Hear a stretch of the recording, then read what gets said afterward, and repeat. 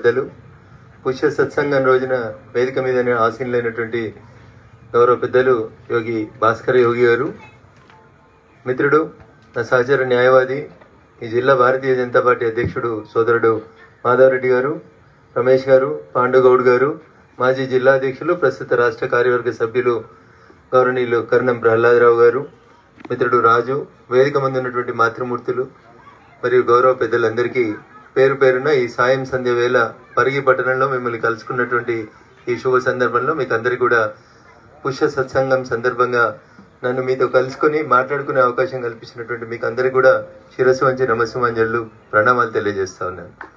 Mic ఇస్తూ భాస్కర్ యోగి గారు చెప్పారు, మైక్ ఇస్తూ రాజకీయాలు తప్ప ఏమన్నా మాట్లాడండి అన్నారు. రాజకీయ నాయకుడు ఏం మాట్లాడినా రాజకీయం అవుతుంది. మేము మాట్లాడే ప్రతి అక్షరానికి రాజకీయ కోణమే ఆపాదించబడుతుంది తప్ప వేరేది ఏముండదు. ఎందుకంటే మేము ఏం చేసినా అది మంచి అయినా చెడైనా మేము మాట్లాడే ప్రతి అక్షరం ఎలాంటి అక్షరాలైనా వాటికి రాజకీయ కోణాలు ఆపాదించడం అనేది ప్రస్తుత ప్రపంచంలో ఒక సంఘటన, ఒక సందర్భం. అది రాజకీయాలు అనేవి అంటరాని వస్తువు కాదు. చాలా మంది రాజకీయం అంటే అది మనకి పనికిరాదు బిడ్డ, రాజకీయాలకు ఎందుకు పోతావు, మంచిగా చదువుకొని పెద్దగా డాక్టర్గా, ఇంజనీర్గా మంచిగా ₹1,00,000 జీతం తెచ్చుకో, భార్య పిల్లలతో ప్రశాంతమైన జీవితంగా ఉండవని చెప్తారు. కానీ మీరు ప్రశాంతంగా ఉండాలంటే, ఈ దేశంలో సుఖ సంతోషాలు వర్ధిల్లాలంటే ఈ దేశం మళ్ళీ రాజకీయ నాయకుల చేతిలోనే ఉండాలి. ఆ రాజకీయ నాయకుల పరిపాలన సుపరిపాలన అయితేనే మీరంతా సుఖ సంతోషాలతో ఉంటారు, ప్రశాంతంగా నిద్రపోతారు తప్ప రాష్ట్రంలో కానీ దేశంలో కానీ రాజకీయ నాయకులు అరాచకానికి పాల్పడడం ప్రారంభిస్తే ప్రజలకి సుఖ సంతోషాలన్నిటి దూరం అవుతాయి. అందుకని రాజకీయ నాయకుడు మైక్ పట్టుకొని మాట్లాడే ప్రతి అక్షరం ప్రజల సుఖ సంతోషాల కోసం, క్షేమం కోసం, ప్రజలకి ఆత్మస్థైర్యాన్ని నింపేదిగా ఉండాలి తప్ప ప్రజలలో అరాచకాన్ని నింపేదిగా ఉండకూడదు. అందుకని దయించి సాయం సంధ్య వేళ సత్సంగంలో మాట్లాడమంటే రఘునందన్ ఎటు తీసుకుపోయినా మళ్ళీ రాజకీయాల వైపే తీసుకుపోతున్నాడని పెద్దలు ఎవరు కూడా అనుకోవద్దని సవినయంగా అప్పీల్ చేస్తూ, మన జీవితంలో మీకు ఇష్టమున్నా కష్టమున్నా, మీకు నచ్చినా నచ్చకున్నా రాజకీయం అనేది మన జీవితాలతోటి, మీ జీవితంతో, మా జీవితంతో విడదీయరాని అనుబంధం. మనిషి బతికున్నంత కాలం, మనిషి నడుస్తున్నంత కాలం, సూర్యుడు పైన ప్రకాశిస్తున్నంతసేపు మనల్ని మన నీడ ఎట్లా వెంటాడుతుందో అట్లా పొద్దుగా లేస్తే మీ పిల్లల స్కూల్ అడ్మిషన్ దగ్గర నుంచి మొదలుకుంటే పొద్దుకిన తర్వాత యాక్సిడెంట్ అయితే దవాఖానకు పోయే అంబులెన్స్ దాకా ప్రతి నిమిషం ఈ దేశాన్ని నియంత్రించేది, నడిపించేది, ఎవరికి ఇష్టమున్నా కష్టమున్నా రాజకీయ నాయకులే, ఈ దేశ రాజకీయ వ్యవస్థనే. అందుకని రాజకీయాల్ని అంటరాని వాటిగా చూడకండి దయచేసి. రాజకీయాలలో ప్రతి ఒక్కరు కూడా యాక్టివ్గా పార్టిసిపేట్ కావాల్సినటువంటి అవసరం ఉందని మాత్రమే నేను మీకు అందరికీ సవినయంగా అప్పీల్ చేస్తా ఉన్నా. ఎందుకంటే అది మనకు పనికిరాదు బిడ్డ, మా ఇంట్లో ఎవరికి లేదు, మాకు ఇంట లేదు వంట లేదు, ఏందో ఇంట లేని ఏందో వంట లేని ఏందో, మాకు అందరికి ఇంట లేదు, మాకు కూడా వంట లేదు, అయినా మేము రాజకీయాల్లోకి వచ్చినాం, ఏదో చేయాలనేటువంటి తపనతో వచ్చినాం. కాబట్టి రాజకీయం అంటే పనికిరాందని, రాజకీయ నాయకులు అంటే చెడ్డోళ్ళు అనేటువంటి అభిప్రాయంతో ఉన్నటువంటి గౌరవ పెద్దలందరికీ కూడా నేను చేసేటువంటి అప్పీల్ ఒకటే, మీరు 100 సేవలు చేయండి, 1000 కార్యక్రమాలు ప్రజలు మేలుకోరని చేయండి, కానీ మళ్ళీ అవి రాజకీయాలతో ఏదో ఒక రకంగా కనెక్ట్ కావాల్సినటువంటి అవసరం ఉంది. అందుకని మంచి వాళ్ళు రాజకీయాలకి రావాల్సిన అవసరం ఉంది. రాజకీయాల్ని భ్రష్టు పట్టకుండా చూడాల్సినటువంటి బాధ్యత కూడా ఓటర్ మహాశైలైనటువంటి ప్రజల మీదనే ఆధారపడింది. మేము దూరంగా ఉంటాం, మేము ఓటేయం, ఉన్న ముగ్గురు కూడా ఒకడు పెద్ద దొంగ, ఒకడు గజ దొంగ, ఒకడు చిన్న దొంగ, ఒకడు పెద్ద దొంగ, ఎవరికి ఓటేయాలి బిడ్డ, ఎవరికో వాళ్ళకి పోయి, ఎవరికి ఏకున్నా వాళ్ళు ఎవరో ఒకరు గెలుస్తారు. నువ్వు ఓటేయకపోయినంత మాత్రాన ఈ దేశానికి లాభం కంటే ఎక్కువ నష్టం జరుగుతుంది. అందుకని దయించి ఈ దేశ ప్రజాస్వామ్యాన్ని గౌరవించుదాం. భారత రాజ్యాంగ నిర్మాతలు, నేను ఎవరి పేరు తీసుకోదలుచుకోలేదు, భారత రాజ్యాంగ నిర్మాతలు కలలు గని ఈ దేశానికి ఒక గొప్ప రాజ్యాంగాన్ని ఇచ్చారు. టెంపుల్ ఆఫ్ డెమోక్రసీ అని మేము కూర్చున్నటువంటి పార్లమెంట్ అని చెప్తారు. ఆ టెంపుల్ ఆఫ్ డెమోక్రసీలో భారత రాజ్యాంగం ప్రపంచానికి ఆదర్శప్రాయమై 75 వసంతాలు పూర్తి చేసుకున్నటువంటి సందర్భంగా మిమ్మల్ని కలిసే అవకాశం వచ్చింది. కాబట్టి రాజకీయాలను పక్కనే పెట్టి రాజ్యాంగం గురించే మాట్లాడుకుందాం. ఈ దేశ రాజ్యాంగ నిర్మాతలు చాలా గొప్పగా ఆలోచించారు. నేను జనరల్గా ఏ మీటింగ్ పోయినా మాతృమూర్తులు తక్కువ సంఖ్యలో కనబడతారు. అదృష్టం పరిగిలో చాలా మంది ఉన్నారు మా అక్క చెల్లెలు. మగవాళ్ళు ఎంతమంది చైతన్యవంతులైనా దానివల్ల వచ్చేటువంటి ఫలితం ఒకరికే, వ్యక్తికే పరిమితం అవుతుంది. కానీ ఒక మాతృమూర్తి చైతన్యవంతమైతే ఆ కుటుంబం, ఆ వీధి, ఆ మొహల్లా, ఆ పట్టణం అంతా కూడా కొంత ఎడ్యుకేట్ కావడానికి ఒక అవకాశం ఉంటుంది. అందుకని పెద్ద సంఖ్యలో మహిళలు రాజకీయాలకి రావాలని ఆ రోజే కలలు కన్నారు రాజ్యాంగ నిర్మాతలు. అందుకనే పురుషులతో సమానంగా స్త్రీ వేసేటువంటి ఓటుకు కూడా సమానమైనటువంటి హక్కును కల్పించినటువంటి రాజ్యాంగం ఏదైనా ఉందంటే అది భారత రాజ్యాంగం. భారత రాజ్యాంగ నిర్మాతలు అంత దూరదృష్టితో ఆలోచించి మనకు గొప్ప అవకాశాన్ని ఇచ్చారు. భారత రాజ్యాంగాన్ని రాసేటువంటి ఆ రాజ్యాంగ కమిటీలో పేరు ఒకరిద్దరిది పైకి చెప్తాం. నేను పేర్లు ప్రస్తావించదలుచుకోలేదని చెప్పిన, రాజకీయం మాట్లాడదలుచుకోలేదని చెప్పినాను. కాబట్టి ఆ కమిటీలో కూడా ఆ రోజుల్లో కూడా ఈ దేశానికి స్వతంత్రం వచ్చే కంటే ముందు భారత రాజ్యాంగాన్ని రచించాల్సినటువంటి కమిటీలో కూడా 15 మంది మాతృమూర్తులు యాక్టివ్ రోల్ తీసుకున్నారు. ఒక్కొక్కరు ఒక్కొక్క రంగంలో నిష్ణాతులైనటువంటి మాతృమూర్తులు ఆ రోజు భారత రాజ్యాంగ రచనా కమిటీలో ఉన్నటువంటి డాక్టర్ బిఆర్ అంబేద్కర్ గారి నేతృత్వంలో ఉన్న 75 మంది కమిటీలో ఆ 15 మంది మాతృమూర్తులు కూడా మహిళలకు సంబంధించినటువంటి అనేక అంశాలని చాలా స్పష్టం చేసింది. ఈ దేశానికి స్వతంత్రం వచ్చిన 75 సంవత్సరాల తర్వాత చాలా మంది చెప్తారు, మాటలు చెప్పమంటే చాలా గొప్పగా చెప్తారు, ఆకాశంలో సగం, భూమి మీద సగం, అన్నిట్లో సగం అంటారు. కానీ అవకాశం వచ్చిన కాడ మాత్రం సగం కూర్చోబెట్టేందుకు వేదిక మీద మహిళలకి సగ స్థానంలో సమస్థానంలో సీట్లు ఇవ్వడానికి మాత్రం అటు రాజకీయ పార్టీలు, ఇటు కోర్టులు, అటు వాళ్ళు, ఇటు వీళ్ళు మళ్ళీ మాట్లాడితే మళ్ళీ నోటీస్ వస్తుంది రఘునందన్ రావుకి. ఎవరికి ఇష్టం ఉండదు అట్లా. హక్కులు అడిగేందుకు మా అక్క చెల్లెళ్ళలో కూడా కొంచెం భయం ఉంటుంది. అందుకని ఈ దేశానికి స్వతంత్రం వచ్చి 75 సంవత్సరాల తర్వాత, భారత రాజ్యాంగం అమల్లోకి వచ్చిన 75 సంవత్సరాల తర్వాత మనందరం ఏ స్త్రీ ఓటుకు అయితే పురుషుని ఓటుకి సమానంగా హక్కు కలిగి ఉందని చెప్పి నాటి భారత రాజ్యాంగ నిర్మాతలు చెప్పినరో అట్లే రేపటి రాజకీయాల లోపల కూడా మీ సంఖ్య పెరగాలని, మీరు కూడా నరేంద్ర మోడీ గారు కోరుకున్నట్టు నరేంద్ర మోడీ గారు తీసుకొచ్చిన నారీవందన శక్తి బిల్లాగా 33% కాదు, ఇంకా మీ సంఖ్య చట్టసభలలో పెరిగి 50% దాకా మీరు ఎదగాలని, ఆ దిశగా మాతృమూర్తులందరూ కూడా ముందుకు రావాలని నేను మనస్ఫూర్తిగా ఈ సాయం సంధ్య వేళ ఈ సత్సంగం పూట మా అక్కాజీలందరూ కూడా సవినయంగా అప్పీల్ చేస్తా ఉన్నా. 75 వసంతాలు జరుపుకుంటున్న భారతదేశానికి రాజ్యాంగం వచ్చి ప్రపంచంలో అతిపెద్ద డెమోక్రసీ, దాదాపు 140 కోట్ల జనాభా కలిగినటువంటి ఈ దేశం, కాశ్మీర్ నుంచి కన్యాకుమారి దాకా రకరకాల భాషలు, రకరకాల వేషాలు, రకరకాలైనటువంటి ఆలోచనలు, రకరకాలైనటువంటి భోజనపు అలవాట్లు, ఇవన్నీ ఈ దేశాన్ని కలిపి ఉంచుతుంది. ఆ కలిపి ఉంచడానికి సంబంధించినటువంటి ఒక పుస్తకం భాస్కర్ యోగి గారు ముంగట పెట్టుకున్నట్టు మాకు పార్లమెంట్ లో ఒక పుస్తకం ఉంటది, భారత రాజ్యాంగం అని. ఆ రాజ్యాంగం ఈ దేశాన్ని, ఈ దేశంలో ఉన్నటువంటి వివిధ జాతుల్ని, మనుషుల్ని, కులాల్ని, మతాల్ని అన్నింటిని కలిపి మనల్ని ఒక సంగమంగా మనమందరం ఒకటైనటువంటి భావనతోటి ముందుకు తీసుకెళ్తుంది భారత రాజ్యాంగం. ఆ రాజ్యాంగం రాసి 75 సంవత్సరాలు అయినాయి. మాకెందుకు బిడ్డ రాజ్యాంగం గురించి అని కూడా మళ్ళీ చాలా మంది అనుకుంటారు. ఓటేసుడు ఎట్లయితే అవసరం లేదనుకుంటారో, రాజకీయం ఎట్లా అవసరం లేదనుకుంటారో చాలా మంది ప్రజలకి భారత రాజ్యాంగం గురించి తెలియదు. బాధాకరం ఏంటంటే భారత రాజ్యాంగ నిర్మాత డాక్టర్ బిఆర్ అంబేద్కర్ గారికి మనకు 2 తారీఖులలో యాదికి వస్తాయి. 1 వారి వర్ధంతి, 2 వారి జయంతి రోజు పోయి దండలేసుడు తప్ప ఒక్కసారన్నా భారత రాజ్యాంగం మనకేమిచ్చింది, మనం ఏం చేయాలి, ఎట్లుండాలి అనేటువంటి విషయంలో ప్రజలందరికీ కూడా క్లాస్ రూమ్లలో చైతన్యవంతం చేయాల్సినటువంటి అవసరం, భావితరాలకి భారత రాజ్యాంగం యొక్క గొప్పతనాన్ని చెప్పాల్సినటువంటి అవసరం ఖచ్చితంగా ఉంది. 7.5 దశాబ్దాలు పూర్తి చేసుకున్న తర్వాత ఇప్పుడు కూడా ప్రజలకి రాజ్యాంగం ఏమి ఇచ్చింది, రాజ్యాంగానికి ఎవరు తూట్లు పొడిచిరు అనేటువంటి విషయాల్ని తెలియజేయకపోతే, ప్రజల్ని ఇంకా చైతన్యవంతుల్ని చేయకపోతే ఆ తప్పెవరిది అవుతుంది అంటే అది రాజకీయ నాయకులదే అవుతుంది తప్ప ఇంకొకరిది కాదు. అందుకనే సవినయంగా నేను మీకు అందరికి కూడా చేసేటువంటి అప్పీల్ ఏంటంటే, ఒక చిన్న పల్లెటూరులో పుట్టిన, మా ఊరు జనాభా కూడా గింత ఉండదు, ఒక చిన్న పల్లెటూరులో పుట్టిన, మా ఇంట్లో కనీసం ఎవరు వార్డు మెంబర్లు కూడా లేరు. ఆ స్థితి నుంచి ఇలా నేను ఈ దేశంలో సర్వోన్నత స్థానం, టెంపుల్ ఆఫ్ డెమోక్రసీ అని చెప్పేటువంటి ఒక భారత పార్లమెంట్ లోపల అడుగు పెట్టడానికి అవకాశం కల్పించింది ఏంటంటే అది భారత రాజ్యాంగం తప్ప ఇంకొకటి కాదు.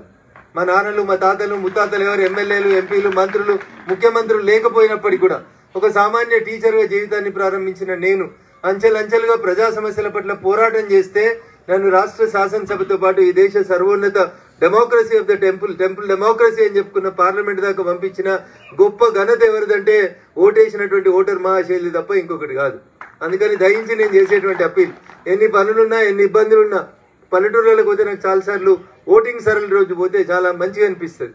ఎందుకంటే 90 ఏళ్ల ముసలవ్వ నడవడానికి కూడా చేత కాదు, కుంటుకుంటా దేక్కుంటా మనమని సాయం తీసుకొని వచ్చి కట్టెపట్టుకొని లోపలికి వచ్చి ఓటేసిపోతుంది. ఎందుకవ్వ నీకు ఈ కష్టం, ఈ వయసులో ఇంట్లో ఉండొచ్చు కదా అంటే ఏమంటది, బిడ్డ నేను ఓటేయకపోతే ఈ దేశ జనాభా లెక్కలల్లా నేను లేనట్టు ఉంటది కదా బిడ్డ, అందుకని ఓటేస్తున్నా అంటది. ఆ 90 ఏళ్ళ అవ్వ మన భారత రాజ్యాంగానికి స్ఫూర్తి.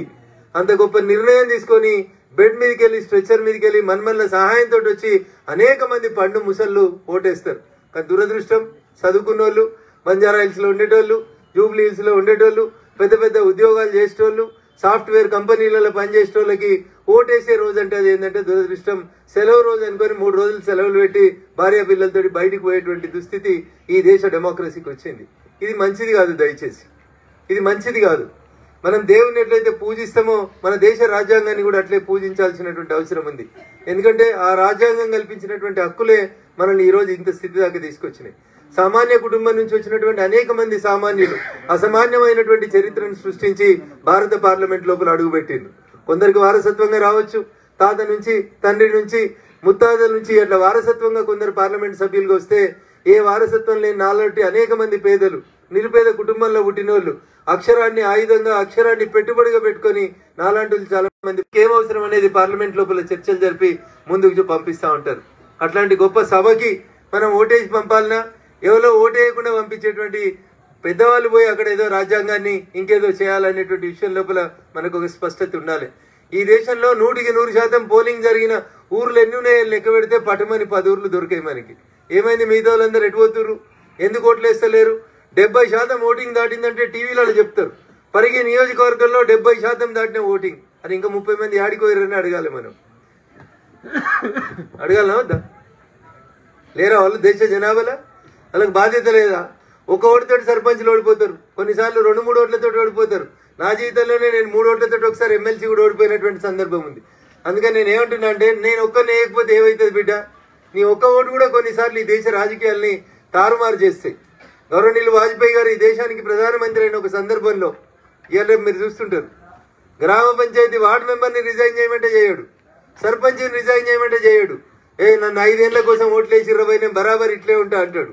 అవసరం ఉంటే పార్టీ మారుతా అంటాడు, పైసలు పెట్టుబడి పెడతా అంటాడు, ఇంకేదో చేస్తా అంటాడు. కానీ నీతికి నిజాయితీకి దర్పణంగా ఒక్క ఓటు కొనుక్కోవడం పెద్ద కష్టం కాదు ఆ రోజు ఉన్నటువంటి ప్రధాని, ఈ దేశ ప్రధాని గౌరవనీయులు వాజ్పేయి గారికి. కానీ రాజకీయాల్లో నీతికి నిదర్శనంగా నిలబడాలని చెప్పి, ఒక ఓటు నాకు వచ్చినా రాకున్నా సరే, నా పదవి ఉన్నా పోయినా సరే అని చెప్పి ఆదర్శం. అది ఈ దేశ రాజ్యాంగం మనకిచ్చినటువంటి గొప్ప స్పిరిట్. ఈ దేశ రాజ్యాంగం మనకిచ్చినటువంటి స్పిరిట్.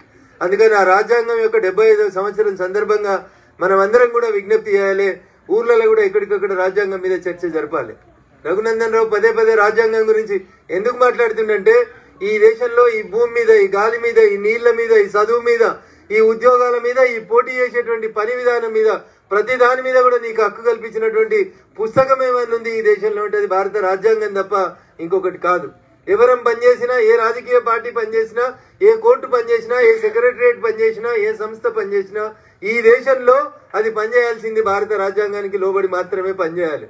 అందుకని దాన్ని పరిరక్షించుకోవాల్సినటువంటి బాధ్యత మనందరి మీద ఉంది అనేది మీరు అందరు కూడా గుర్తుపెట్టుకోవాలి. నాకు పింఛన్ వస్తలేదు బిడ్డ, నాకు ఇల్లు వస్తలేదు బిడ్డ, నా పొలానికి రైతు బంధు వస్తలేదు బిడ్డ, నాకు రైతు భరోసా వస్తలేదు బిడ్డ అనేటువంటి అంశాల గురించి ఊర్లలో ఎంత చర్చ జరుగుతుందో అంతకంటే ఎక్కువ చర్చ దేని మీద జరగాలంటే ఈ దేశ రాజ్యాంగం మీద, డాక్టర్ బిఆర్ అంబేద్కర్ గారు రచించినటువంటి రాజ్యాంగం మనకి ఇచ్చినటువంటి హక్కుల మీద మనం ప్రజల్ని చైతన్యవంతులు చేయాలి. ఏది మంచి ఏది చెడు అనేది మనం ప్రజలకు చెప్పాల్సినటువంటి అవసరం ఉంది. మీ పేరులోనే ఉంది సత్సంగం. అందుకని ఏది మంచి ఏది చెడో చెప్తే మంచి వైపు మీరంతా నడవడానికి ముందడుగులు వేస్తారనేటువంటి ఒక లక్ష్యంతో నేను చర్చ నటువైపే తీసుకుపోతా ఉన్నా. చిన్నగా ఉన్నప్పుడు మాకైనా జరిగిన అనుభవం, ఇప్పుడు ఉన్నటువంటి పిల్లలకు కూడా అదే అనుభవం జరుగుతుంది. ఇప్పుడు అంటే కట్టెల పొయ్యిలు తక్కువైనా ఎత్తు మీద కడుతున్నారు, స్టవ్లు, టీపాయిలు అన్ని వచ్చినాయి, గ్యాస్ స్టవ్లు వచ్చినాయి కాబట్టి అనుభవం ఉండదు. మేము చిన్నగా ఉన్నప్పుడు మా అమ్మ వంట వండేటప్పుడు కట్టెల పొయ్యి మీద వండేది. జనరల్గా 1, 2, 3, 4 ఏళ్ల దాకా ఆ మంట ఏంది, నిప్పేంది, దాని విలువెళ్ళింది తెలియనప్పుడు అంబాడుకుంటూ పోయే పిల్లగాడు కూడా అది ఎర్రగా మండుతుందని పొయ్యి దిక్కు పోయే ప్రయత్నం చేస్తాడు. తల్లి ఏం చేస్తుంది, కొడుకు పొయ్యి దగ్గరికి వస్తే కాలుతాడని ఒకసారి మెల్లగా ఎత్తుకొచ్చి దూరం దించుతుంది. బిడ్డ నువ్వు విడిదికు రాకు అని చెప్పి ఏదో వారికి అర్థమయ్యే భాషలు చెప్తుంది. పోయి మళ్ళీ వంట పని చేస్తుంటది. ఈ లోపల 2వ సారి 3వ సారి కూడా పిల్లగాడికి పోయింది అనుకో, 4వ సారి తల్లి ఈపులో 2 జరిచి చేస్తుంది. ఎందుకు? ఆ శేఖ తాగితే పిల్లగానికి అర్థమవుతుంది, అమ్మో ఇదేదో కాలుతుంది, దీని దగ్గరికి పోవద్దు అనేటువంటి ఒక ప్రాక్టికల్ అనుభవం వస్తుంది అని చెప్పి తల్లి చేసేటువంటి ప్రయత్నం తప్ప ఏ తల్లి కూడా తన పిల్లల్ని నిప్పుకు ఆహుతి చేయాలని కోరుకుంటారా? భయపెట్టాలనుకుంటుంది. ఒక్కసారి ప్రేమగా దించుతుంది, 2 సార్లు దించుతుంది, 3 సార్లు దించుతుంది. అయినా ఈ పిల్లగాడు అంటే పొయ్యి దిక్కు ఎర్రగా మంట మంచి కనబడుతుంది కాబట్టి అటు దిక్కు పోవాలనే ప్రయత్నం చేసినప్పుడు ఆ తల్లి 2 వేసి మంట దగ్గరికి తీసుకుపోయి వేడి చూపిస్తుంది. అంటే అమ్మ మనకేమి నేర్పిస్తుంది? బిడ్డాడికి వస్తే కాలుతావు, జాగ్రత్తగా ఉండని నేర్పిస్తుంది. ఇగో ఇది మంచి, ఇది చెడు బిడ్డ అని నేర్పిస్తుంది. రాజకీయ నాయకులైన మేము, ఈ దేశానికి రాజకీయాలని నాయకుల్ని తయారు చేసేటువంటి మీరు కూడా సత్సంగం పేరిట అన్ని గ్రామాల లోపల ఇట్లా మన దేశ సంస్కృతి సాంప్రదాయాల మీద చర్చ జరగాలి. ఏది మంచి ఏది చెడు అనేది మనం ప్రజలకు చెప్పాలి. ఈ దేశానికి స్వతంత్రం వచ్చిన 75 ఏళ్ల తర్వాత ఇంకా బిడ్డ నాకు ఇల్లు లేదని దరఖాస్తులు ఇచ్చి ఎప్పటికీ 1978లో ఒక ప్రధానమంత్రి చెప్తాడు గరీబోలు లేకుండా చేయాలి ఈ దేశంలో అని చెప్తారు. 1978లో గరీబీ హటావో అని చెప్పినటువంటి దేశం ఇది. 1978కి వెళ్ళి ఇలా 2025కి వచ్చినాం. ఆడ 22 ఏళ్ళు, ఇటు 25 ఏళ్ళు. ఎన్నేళ్ళు అయినాయి? మొత్తం 47 ఏళ్ళు అయినాయి. 1978లో గరీబీ హటావో అని నినాదం ఇస్తే అప్పుడున్నటువంటి పాలకులకు ఏమర్థమైందంటే గరీబోళ్ళని తీసుకుపోయి ఊరవతల పెట్టుకుని గుడిసెలు వేసిరు అని అర్థమైంది. కానీ ఇవాళ ఉన్నటువంటి ప్రభుత్వం అంత్యోదయ పేదోడి అభివృద్ధి లక్ష్యంగా పనిచేసేటువంటి ప్రభుత్వం ఈ రోజు ఈ దేశంలో పనిచేస్తా ఉంది. అందుకని దయించి మనం అందరం కూడా ఆలోచించాల్సింది నెక్స్ట్ జనరేషన్ అంతా కూడా. నేను చదువుకున్నప్పుడు మా టీచర్ చెప్పేటోళ్ళు భారతదేశం అభివృద్ధి చెందుతున్న దేశం.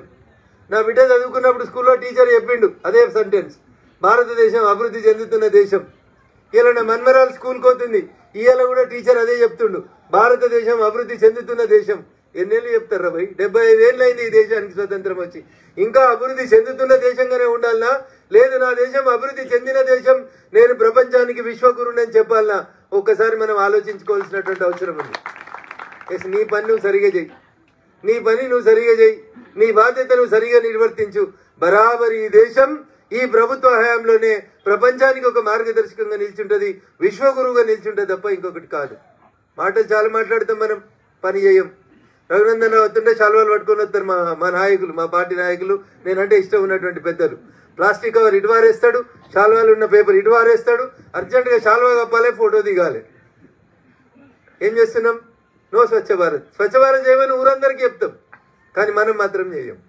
ప్లాస్టిక్ కవర్ ఈ పక్కే, కుడి చేత ప్లాస్టిక్ కవర్, ఎడమ చేత న్యూస్ పేపర్, పైన శాల్వా వేసి అర్జెంటుగా ఫోటో దిగిపోవాలి. ఈ ప్లాస్టిక్ కవర్ మనకు సంబంధం లేదు, ఈ పేపర్ మనకు సంబంధం లేదు. అందుకని స్వామి వివేకానంద చెప్పినట్టు ఏదైనా చెప్పేది ఉంటే ముందు మనం ఆచరించి తర్వాత బోధిస్తే ఆరోగ్యానికి మంచిగా ఉంటుంది. దయించి ఈ సమాజంలో మార్పు రావాలని, ఈ దేశం నా కుటుంబం అని చెప్పి భావించి దాదాపు గత 12 సంవత్సరాలుగా ఏకబిగిన ఈ దేశాల్లో ఒక మార్పు తీసుకొచ్చి అనేక అగ్రరాజ్యాల్ని దాటి తాను అధికారంలోకి వచ్చిన రోజు 11వ స్థానంలో ఉన్న భారతదేశ ఆర్థిక స్థితిగతుల్ని మెరుగుపరిచి ఈ రోజు భారతదేశ ఆర్థిక స్థితిగతుల్ని 5వ స్థానంలోకి తీసుకొచ్చిండు ఒక పని రాక్షసుడు. ఆయనకు పని తప్ప ఇంకొకటి తెలియదు, మంచి చెడ్డలు తెలివై. ఈ దేశం నా దేశం, ఈ దేశ పౌరులంతా నా కుటుంబ సభ్యులు, వీళ్ళందరినీ ప్రపంచ చిత్రపటంలో ఒక అగ్రస్థానంలో ఉంచాలంటే నేను 24 గంటలకి 18 గంటలు పనిచేయాలి. నన్ను చూసి నా తర్వాత ఇంకొంతమంది అయినా పనిచేయడం ప్రారంభిస్తే ఈ దేశం ఖచ్చితంగా ప్రపంచానికి విశ్వగురువుగా నిలబడుతుందని చెప్పి మన నాయకుడు ఆలోచిస్తా ఉన్నాడు. మన ఆలోచనలు కూడా అట్లే పోవాలి. పోవాలా వద్దా? వద్దా? నాయకుని చూసి మన అడుగులన్నీ అట్లే పోతా ఉండాలి. ఇప్పుడు మారుతుంది కాలం. నేను చదువుకున్నప్పుడు, నా కూతురు చదువుకున్నప్పుడు, నా మన్మరాలకు చెప్పినటువంటి పాఠ్య పుస్తకాలు ఇప్పుడు మారుతా ఉన్నాయి. నూతన జాతీయ విద్యా విధానాన్ని తీసుకొని వచ్చి ఈ దేశం ప్రపంచంలో 5వ స్థానంలో ఉంది. ఇంకొక 5 ఏళ్లలో ఈ దేశ ఆర్థిక వ్యవస్థని ప్రపంచ ఆర్థిక వ్యవస్థలో 3వ శక్తిగా ఎదిగేందుకు తీసుకుపోతా ఉన్నాం. అవకాశం వస్తే ఈ దేశం 2047 వరకు ఈ దేశానికి స్వతంత్రం వచ్చే నాటికి 100 సంవత్సరాలు నిండే నాటికి నా దేశం ప్రపంచంలో నెంబర్ 1 స్థానానికి ఎదగాలనేటువంటి తపన మన అందరి లోపల ఉండాలంటే మీరు వేసే ఓటు, మీరు చేసే ప్రతి అడుగు, మీరు మాట్లాడే ప్రతి వాక్కు ఈ దేశ ప్రజల్ని బాగా నిశ్చితంగా ఆలోచించేలా చేస్తుంది. 90 ఏళ్ళు ఓటేస్తున్నప్పుడు జీన్ పాయింట్ వేసుకున్న 18 ఏళ్ళోళ్ళు 21 ఏళ్ళోళ్ళు ఓటుకు రాకపోతే ఎంత నేరమో ఒకసారి దయచేసి ఆలోచించాలి. కొన్ని దేశాలలో ఒక చట్టం ఉంది, కొన్ని దేశాల్లో ఒక చట్టం ఉంటుంది. దేశాల పేర్లు కానీ అక్కడ జరిగిన సంఘటనలు కానీ పేర్ల ద్వారా చెప్పడం కంటే మామూలుగా ఉదాహరణలు చెప్పుకుంటే సరిపోతుంది. మనమే ఇడ్లీలు కొనుక్కుంటాం, మనమే బిర్యానీ కొంటాం, హోటల్కి పోతే మన పైసలతోటి మనమే తింటాం. సగం తిని సగం ఆడ వారేసిపోతాం. ఇక దావతుల గురించి అయితే చెప్పొద్దు. పొరపాటున రాక్షస భోజనం ఉన్న దావత్కు పోయినాం అనుకో, మొత్తం ఇక ప్రపంచంలో 20 ఏళ్ళు అయింది నాకు అన్నం దొరకక, ఇప్పుడే ఇక మటన్ బిర్యానీ, ఇప్పుడే 5 నిమిషాలు అయితే భోజనం దొరకదు అన్నట్టు ఇటు అక్షంతలు పడతాయో వాటి ఉరుకుతూనే ఉంటారు. ఇక ఆ తిండి పోతే, ఆ ఫంక్షన్ హాల్కి పోతే బాధాకరంగా చెప్తా ఉన్నా నేను. మీరు ఒక్కరు మారినా, నా ఈ మాటలన్నీ మీలో ఒక్కరు మారినా రేపటి నుంచి ఫంక్షన్ హాల్ అట్లుండే. ప్లేట్లు ఇట్లా పెడతాడు, ఇట్లా ఆయనకు నచ్చకపోతే. అక్కడ కిందనే నేను ఎప్పుడైనా నాన్ వెజ్ ఉన్న ఫంక్షన్ హాల్లో తినడానికని పోతుంటే కడుపులో దేవినట్టు అవుతుంటది. ఎందుకంటే ఒక అడుగు తీసి ఒక అడిగేయాలంటే మొత్తం ఇవే కనబడుతుంటాయి కింద మీద. ఏమాగమన్నా మనం ఏమన్నా సోమాలియాలు ఉన్నామా? ఆ మధ్యలో టీవీలలో చూపెడుతురు సోమాలియాలలో కడుపులో బొక్కలన్నీ వేసుకొని చిన్న చిన్న పిల్లల ఆహారం కోసం కష్టపడుతుర్రని. అరే ఒక్క పూట ఒక 5 నిమిషాలు స్లోగా ఉండం మనం. ఫుడ్ వేస్టేజ్ అనేది ఈ దేశంలో చాలా బాధ పెడుతుంటది. మనం తిని పడేసిన ఇస్తరాకుల నుంచి చెత్త బయట ఉంటే ఆడ కొందరు వచ్చి అన్నం తింటా ఉంటారు. ఇది ఎంత దౌర్భాగ్యం అనేది ఒకసారి ఆలోచించాలి మనం. సో అందుకనే త్వరలోనే మీకు అందరికి ఒక చట్టం రాబోతుంది. మీకు అందరికి ఇష్టం ఉన్నా కష్టం ఉన్నా వేస్టేజ్ ఆఫ్ ఫుడ్ మీద ఖచ్చితంగా మీకు పనిష్మెంట్ అవుతుంది. నీ పైసలతో నువ్వు బిర్యానీని కొనుక్కున్నా సగం తిని సగం బయట వారేస్తుంటే ఖచ్చితంగా నేను తీసుకుపోయి జైల్లో పెట్టేటువంటి రోజులు ఈ దేశంలో రావాలని కోరుకుంటున్నాను నేను. ఎందుకంటే you are losing your responsibility. నీ బాధ్యతను మర్చిపోతా ఉన్నావు. బాధ్యత మరిచినోడు ఈ దేశానికి భారం అవుతాడు, గుర్తుపెట్టుకోరు మీరు. చెత్త కుండికాడ 10 మంది పిల్లలు తింటుంటారు, ఏమనిపించదా మీకు? ఏమనిపించదు మనకి. ఇది నా డ్యూటీ కాదు కదా అనుకుంటాం. సో అందుకని దయించి సత్సంగమే మాట్లాడమన్నారు కాబట్టి వారు సత్సంగమే చెప్పుకోదాం అనుకుంటున్నాను నేను. మారాల్సింది మనం కాబట్టి. మనం మారకపోతే ఎవరు మారుతారన్నా? 10 నిమిషాలు ఆలస్యంగా భోజనానికి వస్తే నష్టం ఏమైనా అవుతుందా? ఫంక్షన్ హాల్లో ఒక 2 నిమిషాలు నిదానంగా తింటే తప్పేమన్నా అవుతుందా? మీరు ఎక్కడైనా చూడరు, మీరు ఒకసారి ఆలోచించుకోరు. మీరు కూడా అట్లే ఉంటారు. అక్షింతలు వేసినందుకు కూడా క్యూ నూకుతూనే ఉంటారు ఆడ. ఏమైంది 2 నిమిషాలు ఆగితే? వచ్చిందే పెళ్లికి, హైదరాబాద్కి వెళ్ళి నేను పరిగిదాకా పెళ్లికి వస్తా, గంట కూర్చుంటే పెళ్లి అయిపోయేదాకా. అక్షింతలు వేసినందుకు 5 నిమిషాలు ఒప్పుకుండేది నాకు. వేసిన 3 నిమిషాల క్రితం భోజనం ప్లేట్ పట్టుకొని పరిగెడుతూనే ఉండాలి. అరే లైన్ ఉంది, రష్ ఉంది, 2 నిమిషాలు ఉంటే అనేదే లేదు. These are all small things. మీకు అనిపిస్తుండొచ్చు మా ఎంపీ గారు అంత దూరంకి వెళ్ళొచ్చి ఈ చిన్న మాటలు చెప్తుండే మాకు తెలియదా అని. మీకు తెలుసు, మీ బాధ్యతలు మీకు తెలుసు. కానీ మనం మన బాధ్యతను విస్మరిస్తున్నాం అనేది దయించి ఆలోచించురు. ఇక్కడ ఉన్న మీరు అందరూ రేపు ఎప్పుడన్నా పెళ్లిళ్ళలో, ఫంక్షన్ హాల్లో, దావతుల్లో ఎప్పుడన్నా ప్లేట్ పట్టుకుంటే 2 ముక్కలు కిందికి నూకాలంటే రగన్న యాదికి రావాలి మీకు. నేను తప్పు చేస్తున్నాను నీ మనసులో ఎక్కడో ఒక దగ్గర అనిపించాలి. అప్పుడే నీ లోపల మార్పు వస్తుంది. నువ్వు ఒక్కరిని మారితే, నేను ఒక్కరిని మారితే ఏమవుతుంది రగన్న? నువ్వు ఒక్కరిని మారితే నేను చూసి ఇంకొక 10 మంది మారుతారు. నాయకుడు ఎప్పుడు ఒక్కడే బయలుదేరుతాడు. బయలుదేరేటప్పుడు ఒక అడుగేసుకొని ముందుకు పోతాడు. గమ్యం చేరాలంటే దాని వెనకాల 10 మంది వస్తారు. ఆ నడక ఒక బాటగా మారుతుంది. ఆ బాటనే ఒక ప్రవాహంగా మారిపోతుంది భవిష్యత్తు లోపల. కాబట్టి నా ఒక్కరితో ఏమవుతుంది రగన్న? మా పరిగిలు ఇవ్వబడి నిండా మాట. నువ్వు రోజు చేయి అదే పని. 10 రోజుల తర్వాత ఎవరిలో ఒకరిలో మార్పు వస్తుంది, ఆలోచనలో మార్పు వస్తుంది. స్వచ్ఛ భారత్ పెట్టినప్పుడు అందరు ఎక్కిరిచ్చిర్రు. వాళ్ళే చెత్త తెత్తుర్రు, వాళ్ళే రోడ్ల మీద వత్తుర్రు, వాళ్ళే ఊడుస్తుర్రు, వాళ్ళే ఫోటోలు దిగుతుర్రు అని చెప్తారు. మా అక్క చెల్లెని చెప్పాలి, ఇలా స్వచ్ఛ భారత్ ఈ దేశంలో ఏమైనా మార్పు తెచ్చిందా తెలియదో ఒకసారి ఆలోచించాలి. మీకు ఒక టెక్నికల్ అంశం చెప్పిపోతాను. వదిలేటువంటి సీజనల్ వ్యాధుల వల్ల, దేశమంతా వచ్చేటువంటి సీజనల్ వ్యాధుల వల్ల ప్రతి కుటుంబం మీద దాదాపు 6,000 నుంచి 12,000 రూపాయలు మెడికల్ ఎక్స్పెండిచర్ ఉంటుండే ఈ దేశంలో స్వచ్ఛ భారత్ కార్యక్రమాన్ని భారత ప్రభుత్వం ప్రారంభించే కంటే ముందు. ఇంతకుముందు మా అక్కయ్యలను ఏం చేద్దరు? బిడ్డ కిలో మటన్ తెపో అంటుండే. మేము చిన్నగా ఉన్నప్పుడు అయితే మా అమ్మ స్టీల్ తప్పించి పోయి మటన్ కొనుక్కరాపో బిడ్డ అంటుండే. ఇప్పుడు మటన్ తెపో బిడ్డ అని అమ్మ జేబులో 500 పెట్టగానే ఈయన కిక్ ఇట్లా కొడతాడు. లాగు మీద ఉన్న, షెడ్ మీద ఉన్న అట్లా కిక్ కొడతాడు, మోటార్ సైకిల్ పోతుంది. అక్కడ బండి కూడా ఆపడు మటన్ దుకాణం కాడ. కిలో మటన్ అంటాడు, వాడు కొట్టి ఒక కవర్లు వేస్తాడు. ఆ కవర్ చినిగిపోతుందనే బాధకి ఇంకో కవర్లు వేస్తాడు. పోతూ 2 కొత్తిమీర కట్టెలు, 2 పుదీనా కట్టెలు, ఓ ఉల్లిపాయ అన్ని తీసుకొని పోయి అమ్మకి ఇస్తాడు. మా తల్లి ఏం చేస్తుంది?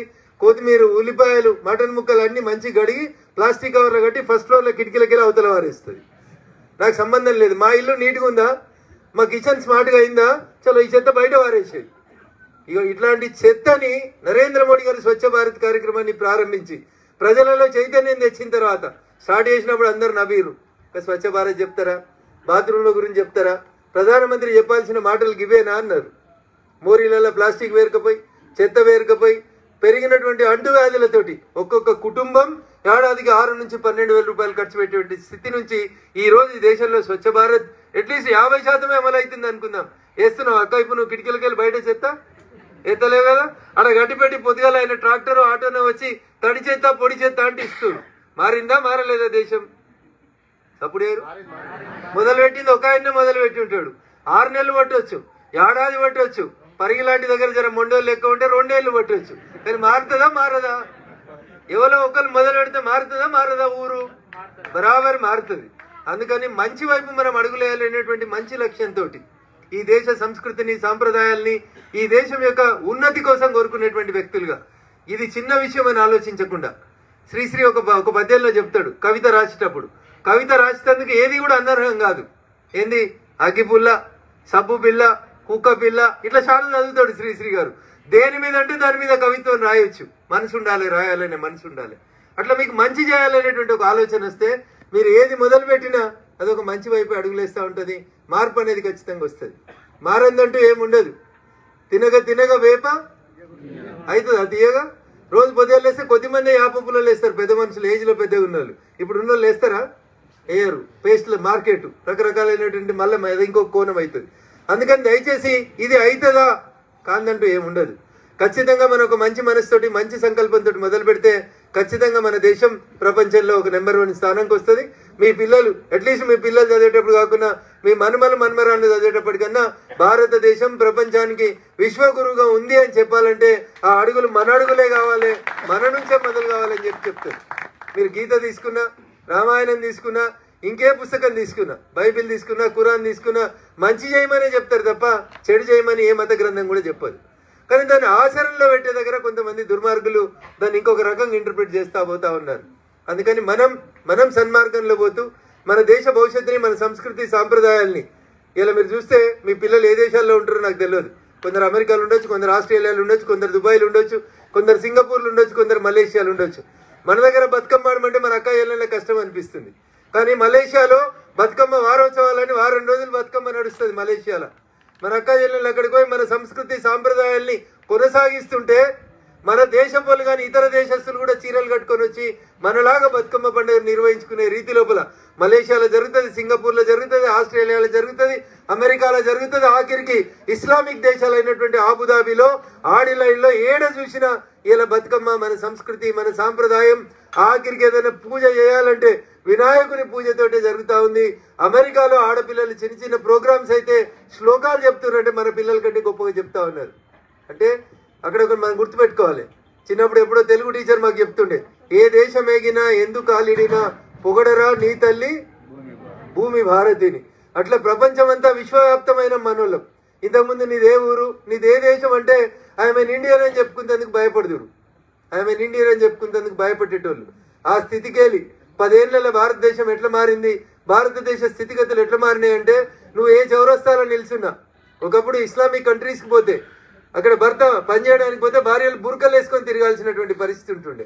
ఆడికెళ్ళి ఇలా అట్లాంటి ఇస్లామిక్ దేశాలలో మన హిందూ దేవాలయం కట్టుకుంటామంటే ఒక ఇస్లామిక్ రాజు వచ్చి నేను 27 ఎకరాలు ఇస్తా, అయ్యా నరేంద్ర మోడీ గారు ఒక టెంపుల్ నిర్మాణానికి సహకరిస్తా అని చెప్పి ముందుకు వచ్చిండు అంటే మీరు ఒకసారి ఆలోచించాలి ఈ దేశం ఎంత పరివర్తనం చెందింది. ఎట్లా మారింది? ఒక నాయకుని వల్ల మారింది. ఆయన నాయకుడు ఎట్లా అయిండు? రైల్వే స్టేషన్ మీద ఛాయలమ్మ కడికి ఆయన నాయకునిదాగా ఎట్లా ఎదగగలిగిండు? మీరందరూ వేసేటువంటి ఓట్లు, మీరందరూ ఓటు మంచికి వేసారు కాబట్టి ఈ దేశానికి మంచి జరుగుతుంది. అందుకని ఓటు వేయాలన్నా వద్దా? అందరితో ఏపీయాలన్నా వద్దా? 100% పోలింగ్ జరగాలి పరిగిలో. నెక్స్ట్ టైం ఎప్పుడు ఎన్నికలు వచ్చినా మా పరిగిలో మేము 100% పోలింగ్ చేసి ఈ రాష్ట్రంలో 100% పోలింగ్ జరిగిన మున్సిపాలిటీ ఏమన్నా ఉందంటే అది పరిగి అని చెప్పాలి. అంటే దొంగోట్లు వేయకురన్న పక్కూర్లోకి వెళ్ళి వచ్చేయకు. ఓటర్ లిస్ట్ లో ఎన్రోల్ అయిన వాళ్ళందరితో ఓటు వేయించేటువంటి కార్యక్రమం చేపట్టండి. దాన్ని మంచి కోసం వాడుండ్రి, ఒక మంచి నాయకుడిని ఎన్నుకోవడం కోసం వాడుండ్రి. మార్పు మన దగ్గరనే మొదలు కావాలి. ఇదంతా అయ్యేది కాదు, పోయేది కాదు, ఏదో రగన్నతోటి ఫోటో దిగుదామని తీరే సోది చెప్తున్నాను అనుకోకూరు. బరాబర్ మీ మనసు ఒక మంచి లక్ష్యంతో ముందుకు పోతే తప్పకుండా ఇది అవుతుంది. దానికి సజీవ సాక్ష్యం మీ ముందున్న రఘునందన్ రావు.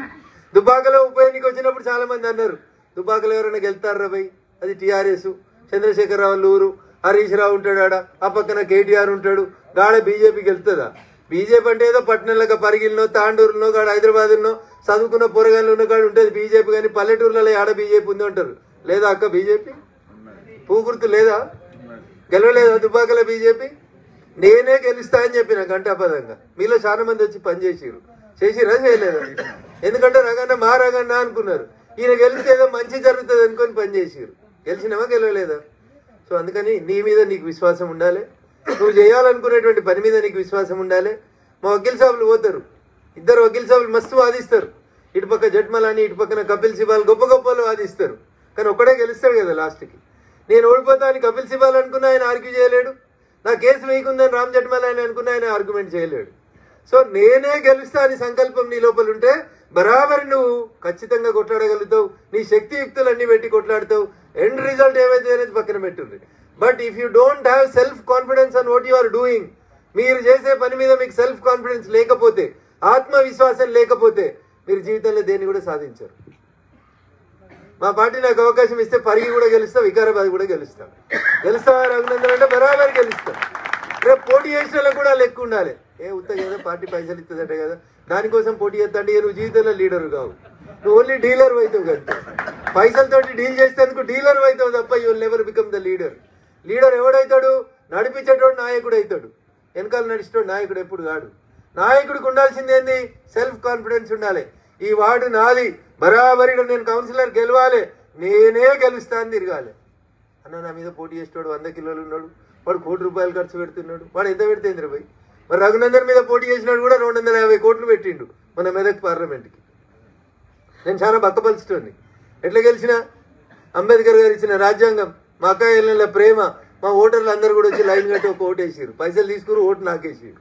నోట్లు వల్ల ఈ ఓట్లు మాయని, అందుకనే గెలిచిన వాడు. అందుకనే ఫస్ట్ మీకు ఏముండాలంటే ఒక విశ్వాసం ఉండాలి మీ మీద. మీకు చేసే ఏ పని అయినా సరే, ఊరవతల సత్సంగం పెడితే ఎవరు వస్తారు? 6 గంటలకు చలి పెడుతుంది కదా అని భాస్కర్ రావు గారు అనుకుంటే ఎవరు రారు. అరే ఎందుకు రారు పోయి వస్తారు, నడువు అంటే వస్తారు. మనం గీసలకే గిట్ల భయపడితే అక్కడ దేశం ఎల్లలు దాటి పొరుగు దేశాలు మన దేశంలోకి రాకుండా బార్డర్ మీద కొట్లాడే సైనికులు ఎట్లా నిలబడతారు అనేది ఒకసారి ఆలోచించుకోవాలి. వాళ్ళతోటి పోల్చుకుంటున్నప్పుడు మనం చేస్తుంది చాలా తక్కువ. అందుకని ఎవరి పని వాళ్ళే చేయాలి. చిన్నప్పుడు చిన్నయేశ్వరి పంచతంత్రాలు చెప్తాడు, కుక్క పని కుక్కనే చేయాలి, గాడిద పని గాడిదనే చేయాలి.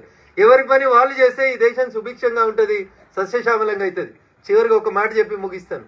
మా పిల్లలు ఇంగ్లీష్ మీడియంలో చదవాలి, మా పిల్లలు ఏసీ బస్సులలో పోవాలి, ఏసీ స్కూల్లో చదవాలి. దయించి ఇట్లాంటి ఆలోచనల నుంచి దూరం రండి. ఎందుకంటే మీరందరూ, నేను కూడా పల్లెటూరుకి వెళ్ళి వచ్చినండి. మా అమ్మ చిన్నప్పుడు, మేము చిన్నగా ఉన్నప్పుడు పొద్దున కోళ్ళ కంపెనీ ఓపెన్ చేసేది. అట్లాంటి స్థితికి వెళ్ళి వచ్చిన వాళ్ళం.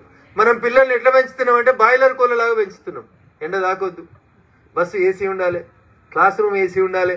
టీచర్ ఒక్క మాట చెంప మీద కొడితే పొరపాటున 5 ఏళ్ళు వచ్చినాయి అనుకో, పోయి బడి మొత్తం బలగొట్టాలి, కేసు పెట్టాలి, ధర్నా చేయాలి. ఇది కాదు మరి.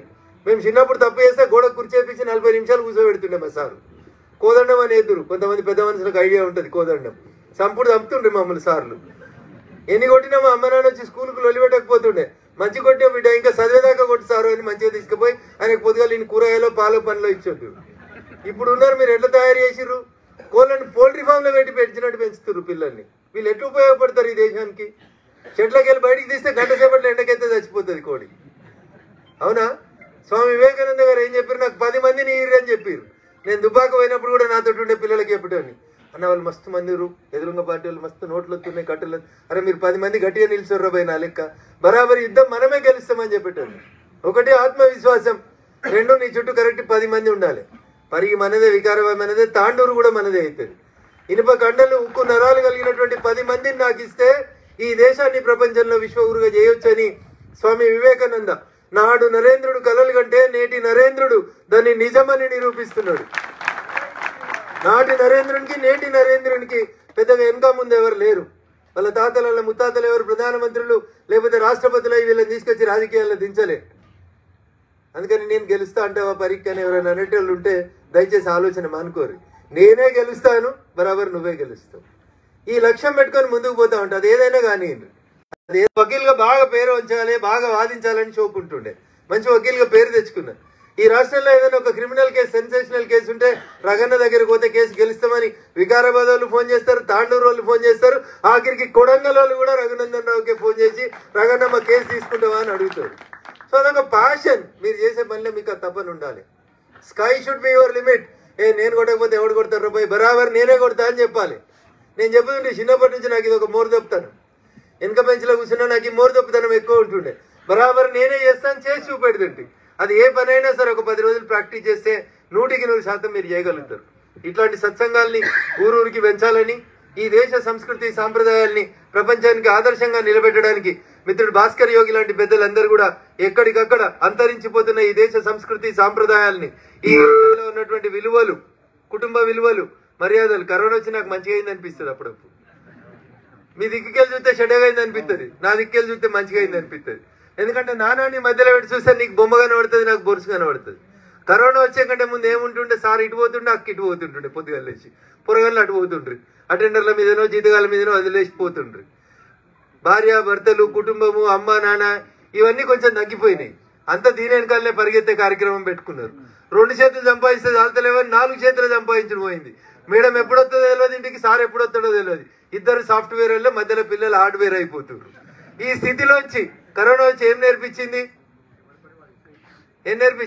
ఎప్పుడు పోతామో తెలియదు. అప్పుడు యాదికి వచ్చింది, మా అమ్మ నాన్న ఎట్లున్నారు, మా ఆయన ఎట్లున్నాడు, అరే నేను ఇంట్లో టైం గడపలేకపోయినా, పోతే పుట్టుకున్న నా ఇంటి పక్కడు నేను కూడా పోయినా అనుకో, రేపు పరిస్థితి ఏంటి అనేది నీ గురించి, నీ కుటుంబం గురించి ఆలోచించుకునే స్థితిని అంతరించిపోతున్నటువంటి విలువల్ని మళ్ళీ బాండేజీని దగ్గరికి తెచ్చిందా తెలియదా? తెలియదా? తెచ్చిందని నేను అనుకుంటున్నా. సో అందుకనే పెద్దలు ఏం చెప్తారంటే ఏ జరిగినా రోగం వచ్చి కొంతమంది పోయిరు కావచ్చు, కానీ మిగిలిన వాళ్ళకన్నా కొంచెం బుద్ధి వచ్చిందా రాలేదా? అమ్మ నా కుటుంబం నాకేమనైతే నా భార్యకి ఎట్లా, నా పిల్లలకి ఎట్లా, ఇట్లా ఆగమాగం ఉరుకుడు కాదు, ఇట్లా అడవిలోకి పోయి మంచిగా ఇంత ఇల్లు కట్టుకొని ఏ రోగం రాకుండా మంచిగుందాం, ఈ డబ్బాలు అపార్ట్మెంట్లు వద్దురపోయి మళ్ళీ మా తాతలు కట్టిన పెరటి పొలాల కాడికి పోదామనేటువంటి పరిస్థితి వచ్చిందా రాలేదా? వచ్చింది. అందుకనే ఒక అతి ఏది కానీ మళ్ళీ బాకి తీసుకొస్తుంది. అట్లా ప్రపంచంలో మన దేశాన్ని తక్కువ చూసి మనల్ని గేలి చేసి మీ పిల్లలు ఏడు చదువుతుండే, మా వాడు ఆక్స్ఫర్డ్లో చదువుతుండు, మా వాడు అమెరికాలో చదువుతుండే అనే స్థితికి వెళ్ళి మొదలుకుంటే నా దేశం ప్రపంచానికి విద్యనిచ్చినటువంటి దేశం. నలంద, తక్షశిల లాంటి గొప్ప గొప్ప యూనివర్సిటీలు ప్రపంచంలో ఏ ఆక్స్ఫర్డ్లు ఏ కేంబ్రిడ్జ్లు లేనప్పుడు ప్రపంచానికి విద్య నేర్పిన నలంద, తక్షశిల లాంటి అనేక యూనివర్సిటీలు అనేక మంది ఆచార్యుల్ని గడ్డ పుట్టినిల్లు ఈ దేశం. మళ్ళీ అలా తిరిగి నలంద యూనివర్సిటీని తిరిగి పునరుద్ధరించి దాదాపు 6,500 కోట్లతోటి నలంద యూనివర్సిటీని తిరిగి ఉన్నత స్థానానికి తెచ్చేందుకు మన దేశ ప్రధాని గౌరవనీయులు నరేంద్ర మోడీ గారు ముందుకు పోతున్నారు. అట్లా పేరు మీరు సత్సంగం అన్నారు కాబట్టి మీరు వేసే ప్రతి అడుగు, మీరు చేసే ప్రతి పనిలో సత్ ఉండాలి. సత్ అంటే సత్ సాంప్రదాయం అంటారు. మంచి వైపు మీ అడుగులు పడాలని మనస్ఫూర్తిగా వేడుకుంటూ 4:30కు రావాల్సిన నేను 6 గంటలకు వచ్చిన ఇంత ఓపికగా వేచి చూసినటువంటి మా పరిగి గ్రామ పెద్దలకి, పార్టీ నాయకులకి, మిత్రులకి, హితులకి, శ్రేయభిలాషులకి, మా మాతృమూర్తులకి, ముఖ్యంగా నాకు అవకాశం కల్పించినటువంటి పెద్దలు భాస్కర్ రావు గారికి శిరస్సు వంచి ప్రణామాలు తెలియజేస్తూ సెలవు తీసుకుంటా ఉన్నాను. జై హింద్, జై శ్రీరామ్.